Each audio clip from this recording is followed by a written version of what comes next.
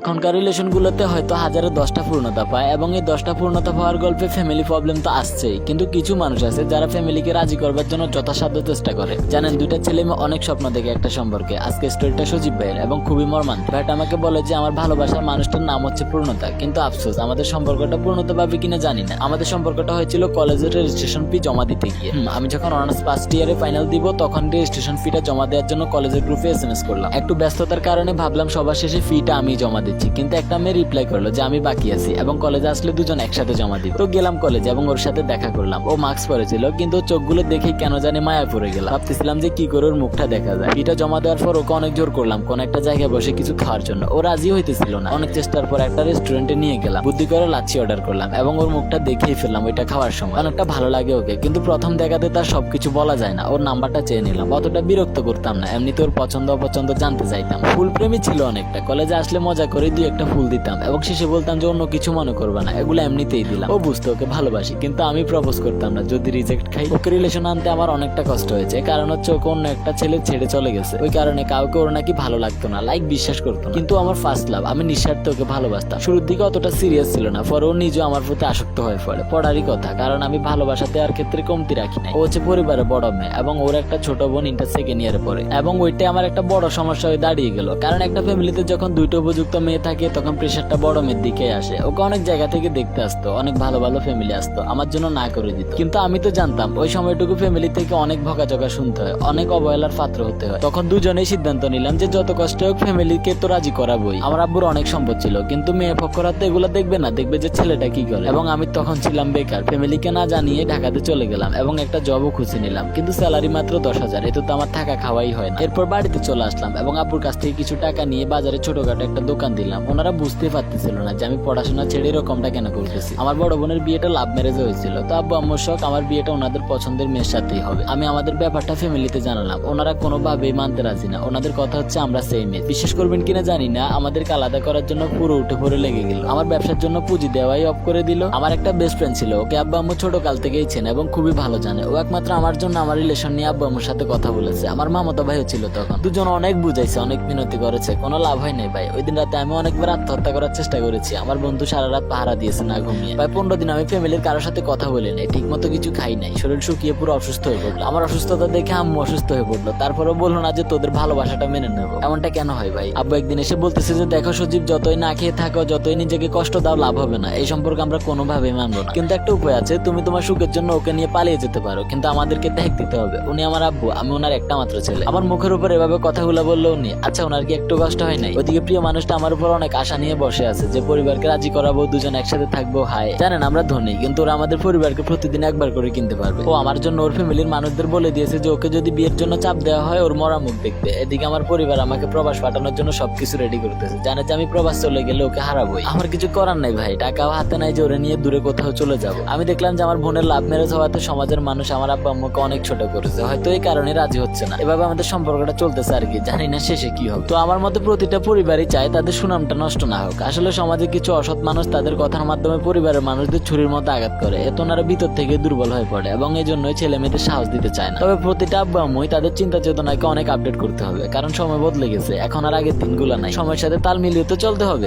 যদি ছেলে মেয়ে আত্মহত্যা করে তখন বলে যে আরেকবার বললেও তো মেনে নিতাম, যখন পালিয়ে যায় তখন বলে যে আমাদের সম্মানের কথাটা একবার ভাবলেও তো পারতি। সময় থাকতে কিছুই করে না, যখন কিছু ঘটে যায় তখন বসে বসে আফসোস আর কান্না করে। কিন্তু তখন আর লাভ কি বলেন? অনেক কিছুই বলা হয়ে গেছে। শীঘ্রই দেখা হচ্ছে নেক্সট ভিডিওতে। ভালো থাকবেন সবাই, আল্লাহ হাফেজ গাইজ।